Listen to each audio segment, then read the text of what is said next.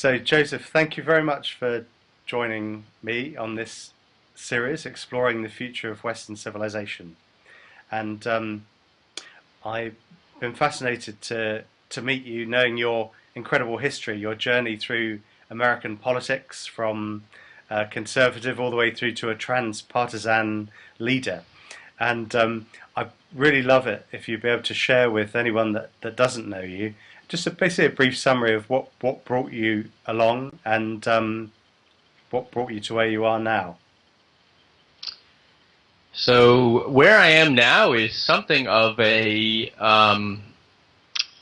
catalyst, I guess I would call myself. Not necessarily a leader, because there is something of a movement of movements that are happening.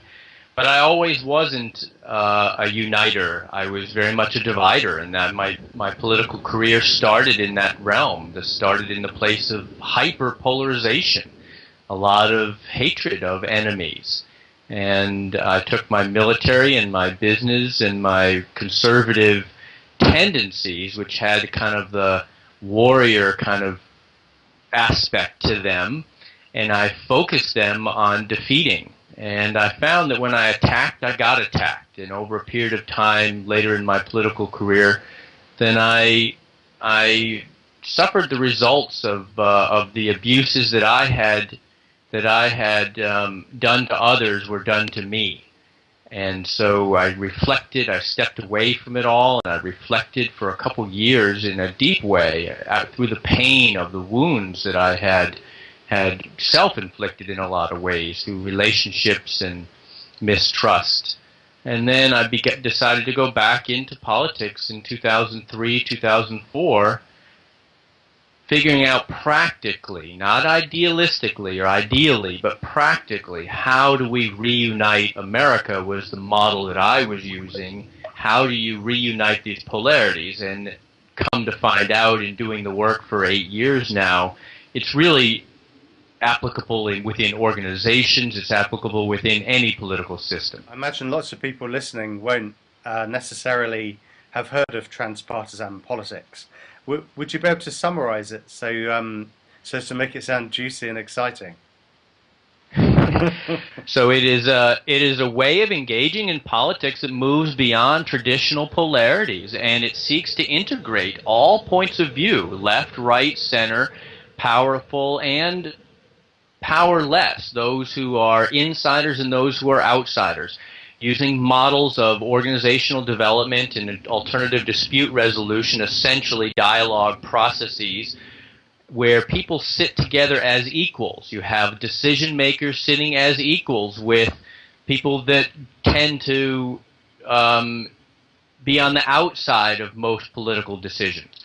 And when you build those types of groups, then you generate a collective intelligence which can deal with complexity. And right now our political system is designed in a way where it's an operating system, kind of like a computer operating system, that literally cannot deal with complexity. It can deal with simplicity, it can deal with complicated problems, but when you get to complexity, it defaults in some ways, which is pretty much what we're seeing at the systemic level. Only when you have a transpartisan political process can you actually integrate enough points of view to achieve the wisdom needed to create policy solutions that work for vast majorities of people. So if I understand right, the idea is it's going beyond the old divisions of left and right, Republican and Democrat, conservative and Labour, and also at quite a deep level you're talking about integrating masculine and feminine, mind and heart, and so on. One thing I did wonder in reading through your story was, what's the difference between where you are as a transpartisan person and someone who's just a Republican that became a liberal?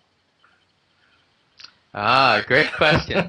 Because after all, a liberal would say that they were pluralistic, open to different perspectives. I mean, they aren't necessarily, but sensitive, aware, wanting to draw lots of diverse opinions in for the purpose of inclusivity and complexity. So how is it that you are different from that? So I still feel very rooted in the conservative movement. I still feel those values very strongly, and they come from my heart. Their discipline, their responsibility, hard work, the protection of the individual, the defense of our nation. Those are. I'm a former military officer. I'm a former Army Ranger, which is has the equivalents in the British system, and these are people that identify. Their identity is about protection and conservation and tradition and heritage. And I was raised that way, and that's who I am. Now, I didn't throw that away. I actually used that as a foundation to grow and then open through my own personal crisis to a whole other set of values, which were nurturing and compassion and community. I hated the word community. Community meant communism. It meant that you didn't love your country. And I grew up at a time when Vietnam was an issue, and these hippies that didn't love their country, they were my identified enemy. And when I actually lived with hippies for a couple years, I mean, I'm talking real tie-dyed, barefoot, dope-smoking hippies, and I looked deeper at their values. And I said, wow, these people don't care my last name. They don't care my resume. They want to have a relationship. They want to mutually support each other. And they exchanged in the most amazing ways beyond currency.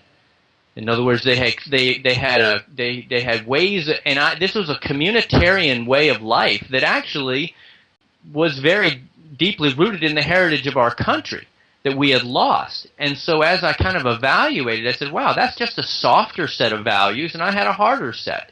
And I realized there was a yin-yang there, and that's more or less the dynamic that I've been seeking to kind of portray in some ways as you don't have to leave your liberal label. You don't have to leave your conservative label. You can become a hyphenated transpartisan until you can really become someone who values, not just puts up with, but values the other points of view. And ultimately, I think that's what we're going to find out we're going to have to do. Thanks. So I guess that you're very familiar with, obviously very familiar with Bill Clinton and probably Tony Blair as well. And they, as you know, they had the idea of what they called their third way of bringing together traditional Democrats or traditional Labour Party voters along with what the people that style themselves as progressives or liberals, postmodern Democrats or postmodern Labour Party people, and they tried to bring that together in the third way. Is that an example of transpartisan politics? That's what I would call bipartisan. So our dualistic systems, which have spread more or less around the world, the us versus them systems, are essentially a divide and conquer strategy. So the Romans would call it divide et imperium. Divide and conquer is a way of managing an empire. So if you want to build an empire, you essentially, as Machiavelli advised to de' Medici, that you essentially keep one group fighting against the other, and then the prince can maintain control. And that's more or less the system we inherited. It's actually, if you dig deeper into the roots of a republic, the republic res publica is based on this divide and conquer strategy. It's the way you can manage, and it's the way most empires have been managed. So when I see bipartisan strategies, I essentially look behind them and I say that these are agents, and I'm being very blunt here. Agents are not principals. Principals are owners. Agents act on behalf of owners. These are agents, essentially. We have the same thing happening in this country called no labels. And that's basically Republican insiders and Democrat insiders cooperating on behalf of essentially principals, which are people that stand behind our political system. And so, yes, when I see these, then I seek to create the distinction between a bipartisan evolution of our political system and a transpartisan, because transpartisan includes everybody, not just the insiders. It creates the conversation where the insiders and the outsiders can talk together as equals.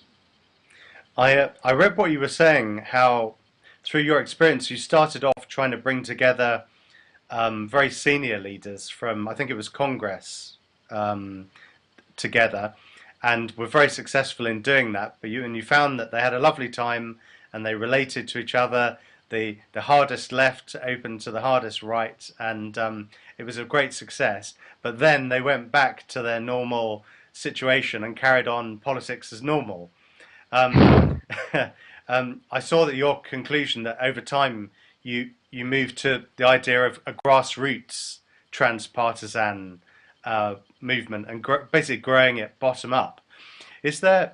Could you say a bit about Seattle, where you've been piloting that, and how successful has that been? Well, all of this has been an experiment, and it's been humbling to admit that it's an experiment. I actually, early on, didn't want to say it was an experiment. I wanted to say we got the solution, we knew the answer, but obviously we don't, and I certainly don't.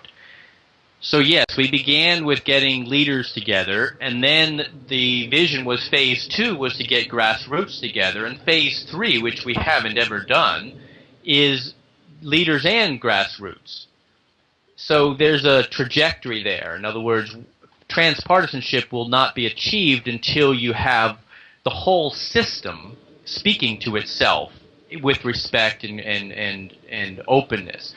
So having been frustrated with watching leaders go back to the old game, in Seattle we started a 2-year process where we got left, right, center together in rooms, people that were as different as you get, Tea Party and Campaign for Liberty and Transition Seattle and the interfaith community, and dialogue. And we found the polarizing issues and we found the uniting issues, and we mapped them.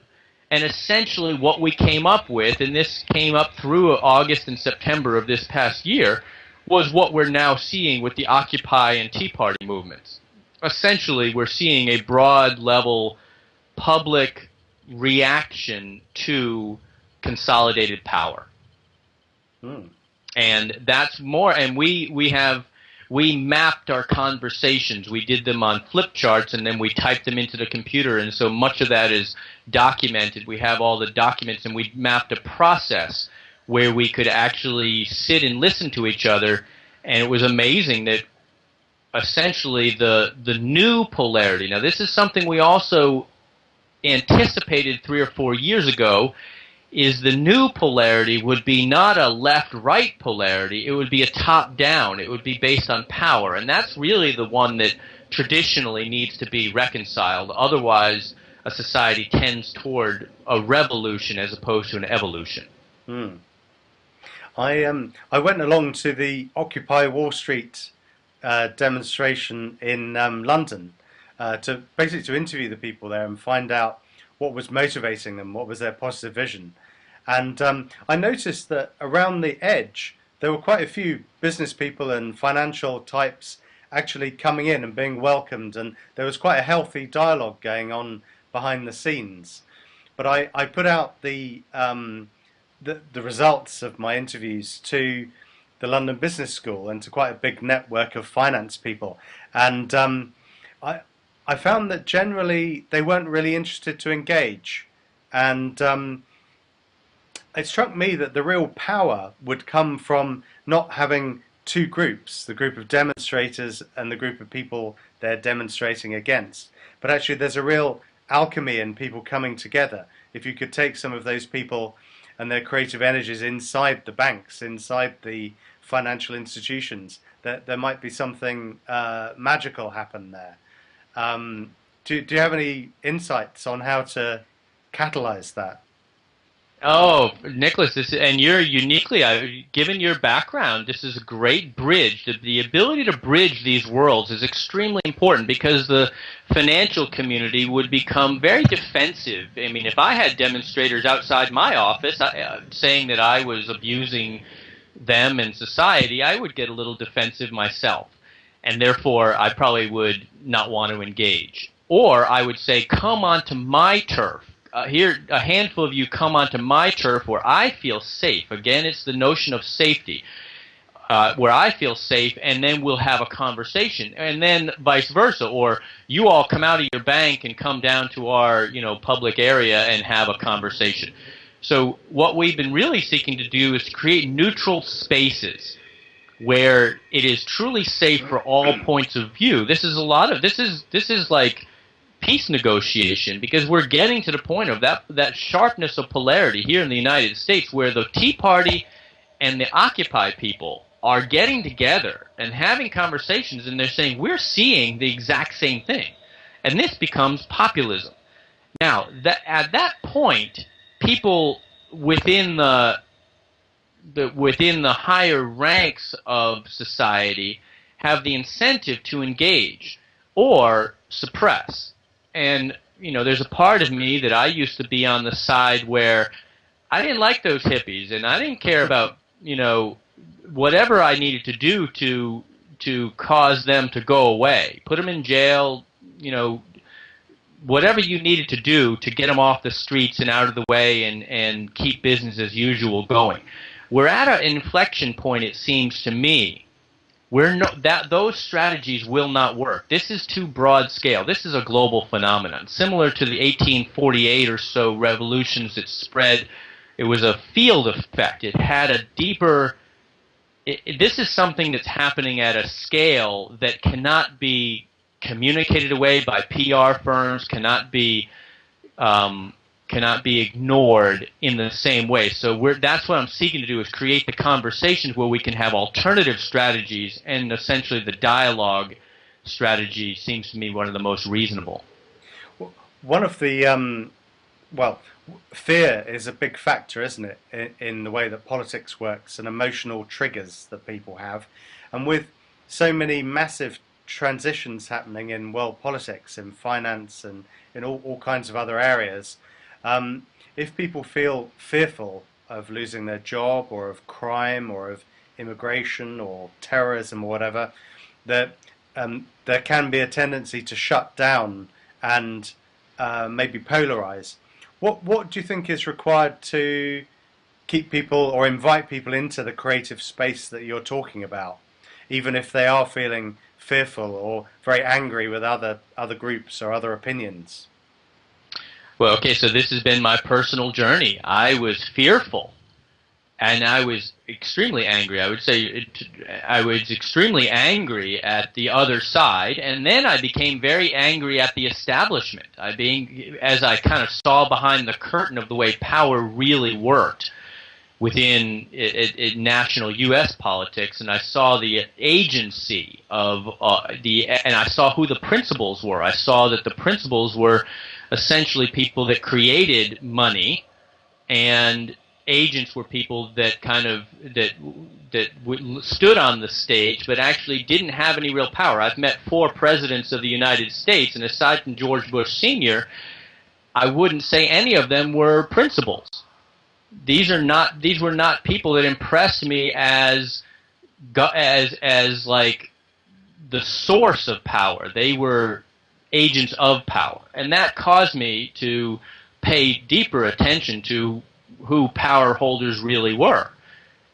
And so, yeah, I had a lot of fear, a lot of anger, and that's why I've now come, after 8 years doing this work, the focus on the individual's responsibility. This, again, my conservative roots with the individual's responsibility to heal that. If I'm angry, nobody wants to talk to me. Yeah. They can feel it. If I'm fearful, then I won't even engage because I'm scared. I think that someone's going to, hurt me. And so I have to go within myself to work on the roots of that. And then coming out of that, I call it the me, we, it. If I want to change the big system, which all the Occupy people and the Tea Party people want to change the big system, we've got to start with me. Then we go to we, then we go to it. And so the level of responsibility that I am now taking for healing my own wounds and my own insecurities and my own fears is that's really, to be honest, I'm 9 months into a deep path of withdrawing from the external engagements and doing a lot more internal work so that I can be prepared to do more of the external work. What sort of practices are you doing? Well, I found what happened is I was sitting in these meetings, and this is back, as I said, in Seattle, 2 years, and there are a lot of reactionaries here. And I would get sucked into that reactivity, and I call them reactivists now. And we need something like a Activists Anonymous, truly. I'm very serious. And so that's kind of what we became this Activists Anonymous group, where the activists from all sides were coming together and sharing their anger and doing their best they could to heal it. So what I did is I found that I needed to go, between meetings, I began meditating. I began doing a technique that you and I share of Vipassana, which is really just sitting and being quiet for a long time. And then I integrated that more and more into my life, and it's been very, very helpful. Actually, it's amazing that the Indian government, they send their government leaders to these meditations, and when they come back, then they have a deeper sense of calm and a deeper sense of the transient nature of life, and therefore less reactive. And to me, activists, if we can heal the reactivity on both sides, then ultimately you take the C in reactivity and move it to the front and you get creativity. And so ultimately that's one of the fruits. You get creative public policy, you get innovation as opposed to polarized reactivity. Yeah, I think in my own experience, I remember having quite a learning experience with having an argument with a Marxist professor, a very ultra politically correct, ultra sort of left wing Marxist professor, and I'd gone to challenge him in his home ground, in his place, and he pulled all his sort of usual, all the things, pulled his power, and was trying to undermine me with all sorts of social techniques. And when we eventually got into a debate, it was very much like a First World War battle, full force. We both hated each other, massive argument, and we both knew every contour of every trench, because we'd had those arguments all the time. And in the end, I just sighed. I just realized I couldn't possibly win. And I kind of slumped, and I said, well, look, all right, if you could have all the things that you want in the world, if everything that you're saying politically happened, what kind of a world would that be? And he said, oh, that's easy. A world without racism. So I said, okay, what else? I said, I agree with you. What else? A world without sexism. Okay. And then he ran through all his anti-isms, and then but they were all the absence of something negative. And then finally, I said, well, what about positive? What positively would there be? He said, oh, a world of equality of opportunity. And I said, well, I agree with all of those, but what would the world be like if your political vision came true? And it was amazing. He like a windsock, without any wind, he just collapsed and just kind of sunk away. And this amazingly powerful figure that I'd not only hated but ascribed all this power to disappeared, and there was no one there. He softened and opened, and I realized that my job actually had been to leapfrog to the other side rather than trying to fight him, and to ask the question, what kind of a world would you like? The only problem was that in having spent all that time resisting him, I didn't know the answer to the question myself. And so that set me on a journey of asking the positive question of what kind of a world would I like? Yes. No, and that's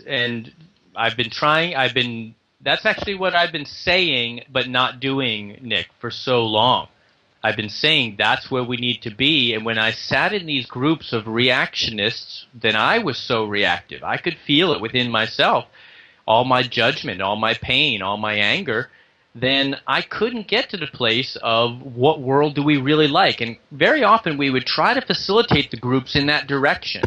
But if we had been wallowing in the pain for too long within the meeting, we never got to the positive vision of, okay, if you're in charge, if you're the mayor, if you're the president, what are you going to do? You know, because if you were the mayor or the president, you'd have to figure out how to deal with any situation. And so often the reactivist energy they couldn't transcend the wounding. Now, my feeling is that through this process we're going through on the larger scale, enough of the unwounded are stepping forward where we will, and it's amazing, you know, it's like in a crisis or in a difficult situation, maturity kind of like, or leadership emerges, and this is a new version of leadership. This is like an ambient leadership that says, hey, what do we want? What is the version of the future that we want, that we all can align upon? And every time we went there, that's how we got the leaders. When we did these leadership retreats with major national leaders from all sides, where we aligned was where we wanted to go. We aligned on values. We aligned on vision. And so, yes, now, yeah, so it's a process it's in some ways a healing or an evolutionary process personally and then systemically to get there. I heard you, to take that further, I heard you say that one of the questions that you ask of people is the biggest, in your case as Americans, you know, who are we and where are we going? I wonder if you could, if I put you on the spot, who are we and where are we going? Oh, so the answer, and I'm speaking to you, and you're sitting in London, England, the capital of the country that we became independent from, theoretically. And yeah, at that time of our independence, we articulated very clearly, some very wise men that were, you know, former English subjects, articulated principles. One was unity. There is a unity among humanity.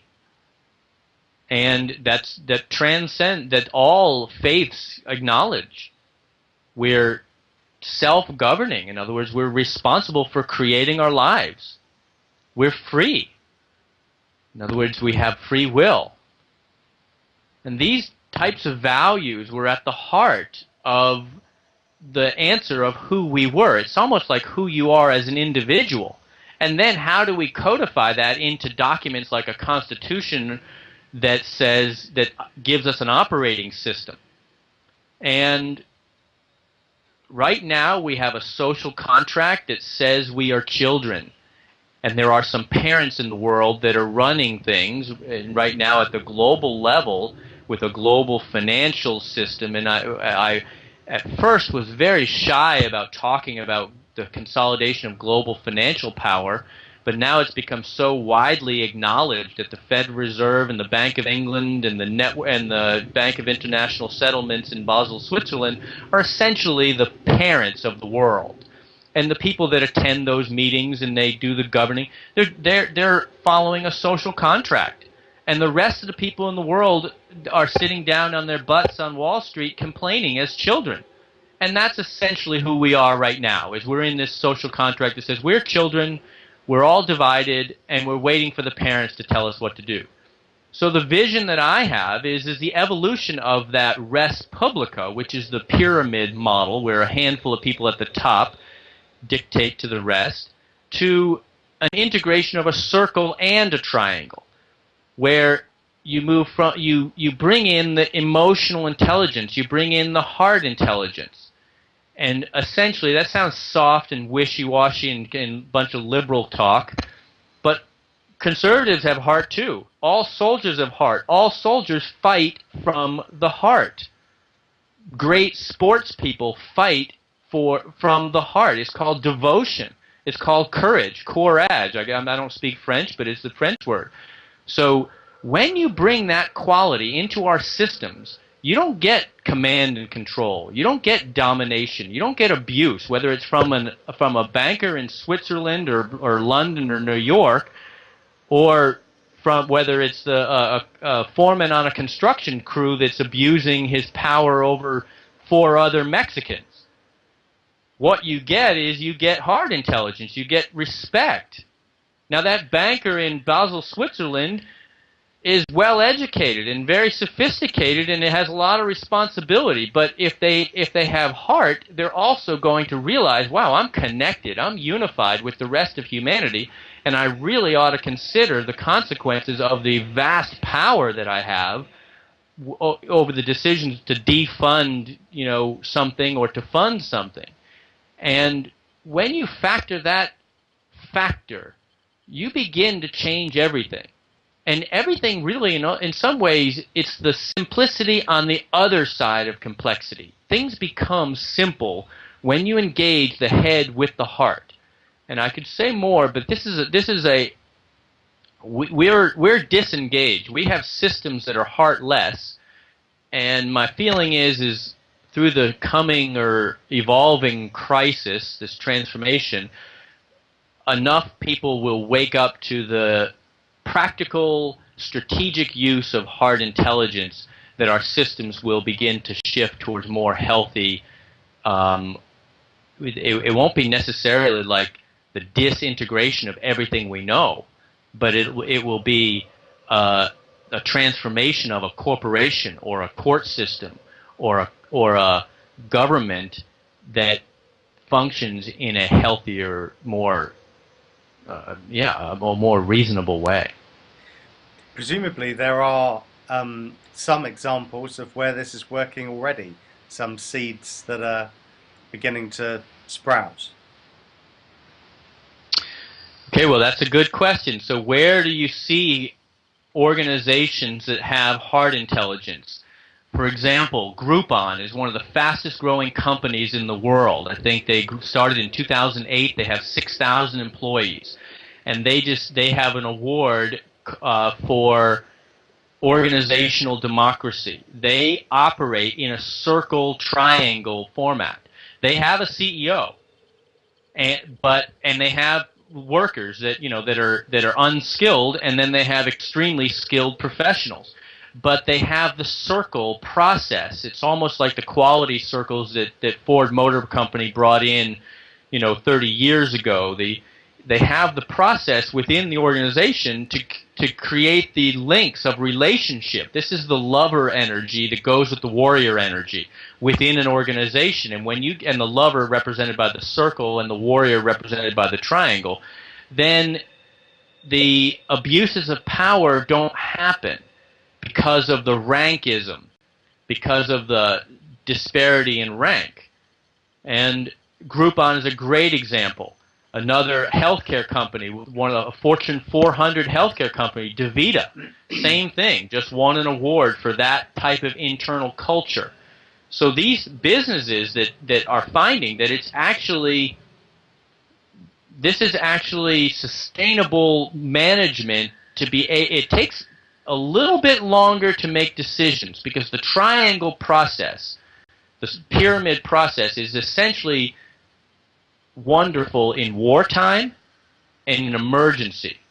If you're fighting a fire, you want the captain of the fire company to say, okay, get on your trucks, move out, do this, do that, don't talk back.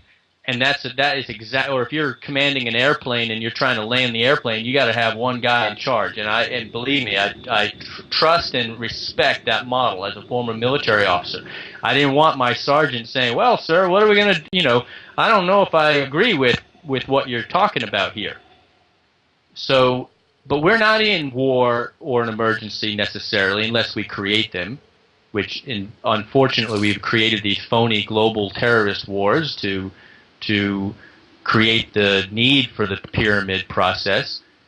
But under alternative circumstances, when you engage people, then you engage then it takes longer to make decisions, but the quality of decisions are far higher.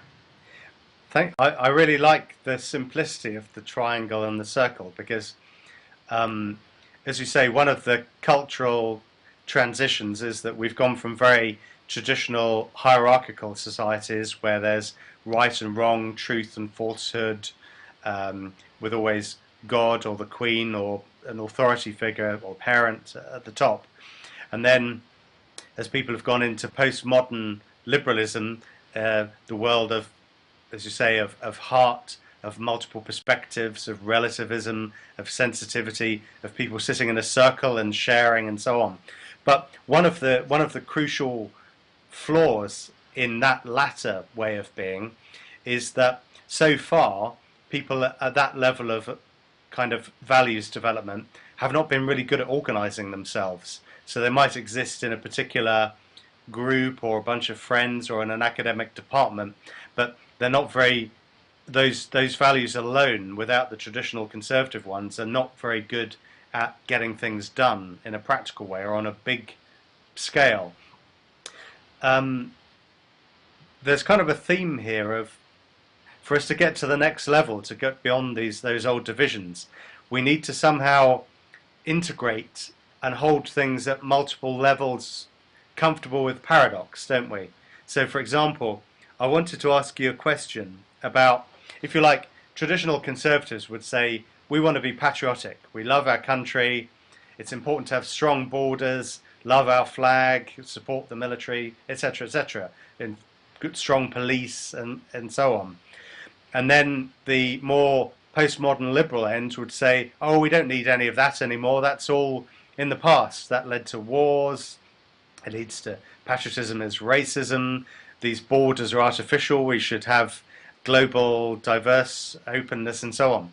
And how is it, and obviously we know that left unchecked, that way of being is very dangerous. How do we actually comfortably sit with being global, genuinely global, fully open human beings who are equal and open to all other humans, aware of the fact that America, Britain, the Stars and Stripes, these things don't exist, they're just conscious things passing from moment to moment. Be really diverse, inclusive, multiracial, include all previously oppressed groups and so on, and be healthily patriotic. How is it possible to do all of that in a really conscious, healthy way? Oh, Nick, if I had the answer, then so if I sometimes admitting I don't know the answer is the way to have the answer to come. I don't know. I know within myself that patriotism has been my deepest, dearest value. And the love of my country, the love of this place, it truly has been a love. I was born in Marlborough, Massachusetts, which was on the route of Paul Revere, you know, and this is where our revolution started. And I walked the battlefields of the Civil War and I went to school in a school where we literally recited the names of the Civil War dead, you know, that had died over 100 years before me. So that connection with the heritage is real. The connection to place, I think everybody has that. I lived in Europe for a while, and people in Hungary, they have that deep connection to their place. Obviously, Britons do as well, and Indians, everybody does. Russians, Chinese. So it's the love of place is natural, and I don't think that's ever going to change. So how do you, in some ways, not lose that identity, but then be cooperative? You know, the United States and Canada did it. The United States and Britain did it. It's because we have a common language and a common heritage. I think that there's, you know, now that the internet and the global communication, I think, is actually unifying people. It's probably unifying people in ways that we can't even imagine or can't even describe. So, yeah, at some scale, maybe what we are trying to describe is that the heart is waking up, and I'm realizing that I am connected with people in India in ways that I didn't think I was. You know, and I visited India this year, and oh my God, it was such an amazing culture. It was so amazing to see it. It was very dysfunctional from my Western standpoint, but the moment I slowed down and really watched, I saw so much that we were lacking here in the West. I saw so much peace, and I saw so much acceptance. And so kind of that East-West integration of the inner contemplative acceptance of the natural flow of life with the willpower and the direction and the desire to create and the strong value of the individual, maybe over time, as East and West, as Kipling says, East meets West and West meets East, and as these two come together, then maybe there is some sort of magical blend between the Buddhist and the Christian way of looking at things. And I, within myself, can certainly relate to both of those. That's probably not exactly responsive, but that's kind of where my mind went. Well, one thing I was going to say is that to take kind of an example, if you're, I've read your Transpartisan toolbox, how you do that, the process of getting people together and from huge range of different backgrounds, different political perspectives and so on, and how you basically draw them together in a really open-hearted, intelligent way. Now, obviously, as a psychiatrist, I get how you do that with one-to-one or how to do it with a small group in a room. But on a larger political scale, is there any way of doing that? So, for example, recently I had a conversation with a couple of people who you would say would be kind of postmodern liberal stroke left wing in their background, in their emotional attachments. And we were discussing the subject of benefits, welfare benefits for people who are sick. Obviously I'm a doctor and I've had years experience of dealing with people in that context. And I kind of pretty much matter-of-factly said that a very high percentage of those people who are receiving these benefits do so, well, some do it absolutely fraudulently, some do it because they're briefly not well and they never get back to work. And basically I was saying that there's an awful lot of people that the system is carrying that it shouldn't be, and it's not in their interests, and it's not in the interests of the taxpayer and the health of society. Anyway, the punchline was that these two very rational, very intelligent, very open-hearted, very warm, conscious friends of mine completely went mad and got really, really aggressive and angry and just started shouting abuse about bankers. And, well, what about rich bankers? What about their corruption of the system? What about our members of parliament and their expenses and all this sort of thing? And they just wouldn't address the point. I said, well, all that's true and valid, but they just were emotionally so triggered and so incapable of addressing it. How do you deal with that? Can you deal with that? So what I'm hearing really is the reactivity of these people against the system that they feel abused by. In some ways they feel victimized by. So there's a victim role, maybe a victim identity, and they're projecting the perpetrator identity onto the bankers. And I've been the perpetrator, I've been that on the side of the perpetrator very often in personal relationships and also kind of in politics, coming from the side that tended to be accused of being mean and cold-hearted. So how do you mediate a victim-perpetrator dynamic is really the question I'm hearing. Is how do you transcend that? There's a great book called the TED, the Empowerment Dynamic, and it's transcending. It's moving from the victim role to the creator role, moving from the perpetrator role to the challenger role. So then the creator and the challenger are in a dynamic tension. They're in a creative tension. The banker and the welfare recipient are in a dynamic tension in a empowered triangle. Now, who's the third person in the triangle? It's generally a mediator, or what would be called, Bill Urey in his book, The Third Side, it's a third side. It's a safe space to allow that conversation. And we've created spaces where literally we couldn't look each other in the eye. I saw there were perpetrators that were so ashamed of their perpetration and victims so triggered by their victimhood they couldn't look each other in the eye. But we had enough other people sitting there, and these are, I'm thinking right now of leaders right now, and over time, through a process of personal stories, value sharing, going into the conflict, courageously going into the conflict, and then going to policy, personal stories, values, politics, policy, that victim and that perpetrator ended up looking each other in the eye.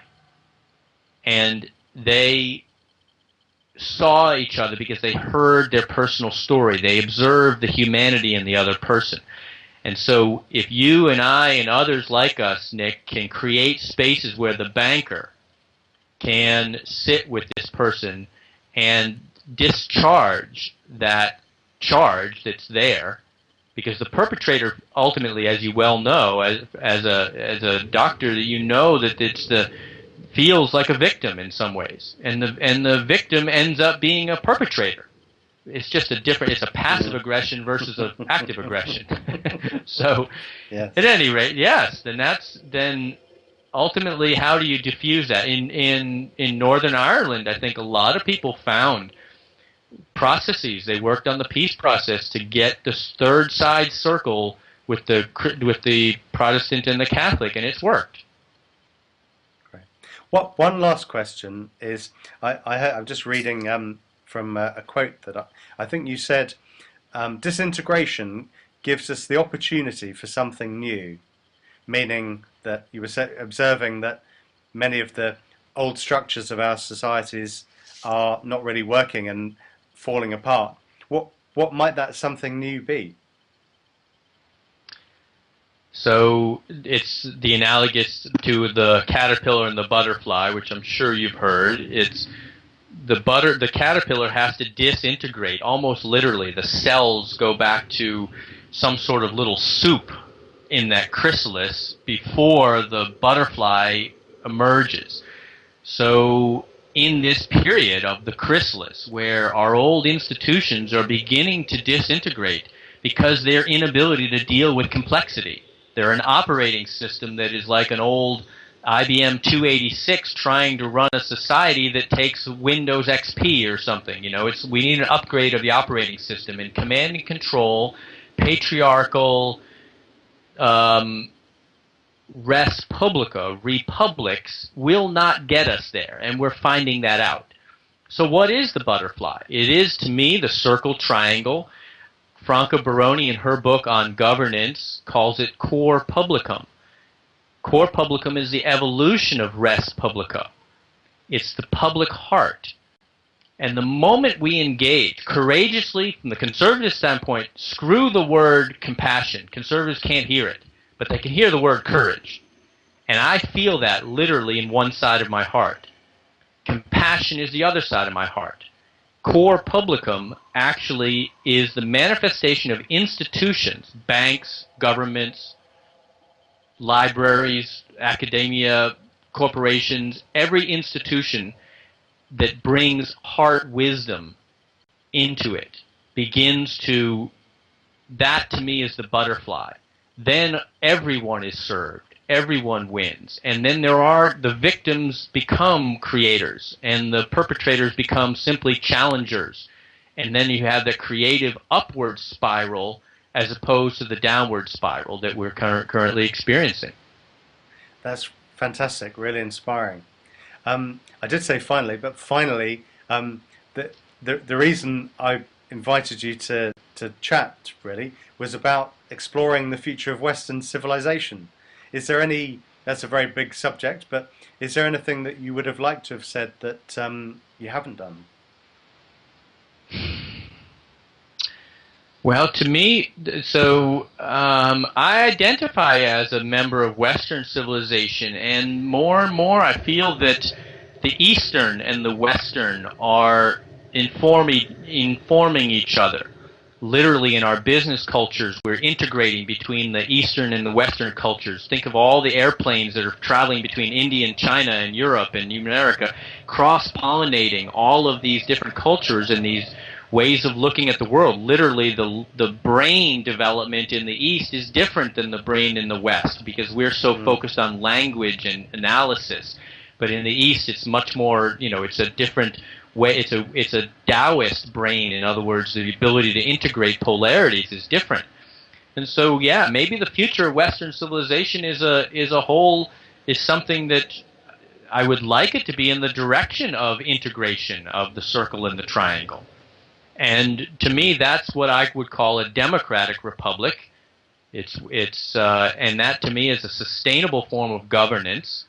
And we have had 8,000 or so years of a certain model that now is disintegrating into a new model. And yeah, and the golden age. I mean, not to get too utopian, but there is true yearning for the releasing of creative intelligence on this planet and invention and innovation in this to make life for everybody happy. And you and I share that notion of just be happy, and and releasing the bonds that we have placed on each other and allow ourselves to be happy. And it's almost as simple as a organizing model that I try to boil down to a circle and a triangle. And yes. Fantastic. Thank you so much, Joseph. It's been a huge, enormous pleasure talking to you. Oh, if anyone listening over in America would like to get in touch or to participate in your Transpartisan Alliance, how would they do that? Transpartisan.net is the website, but really where we are is I have been more of a consultant and an advisor. What's happening, there are many people doing what I'm talking about, many different, and so Coffee Party USA is one group that's doing it. No Labels is a version that's doing kind of a bipartisan approach. The Liberty Coalition in Washington, D.C. is another one, liberty.net or libertycoalition.net, coffeepartyusa.org. And yeah, I would just say it's really doing the personal work, not necessarily joining an organization, because I realize that we're really seeking to catalyze a movement of movements that thinks in a different way. Great. Thank you, Joseph. Yeah, thank you, Nick.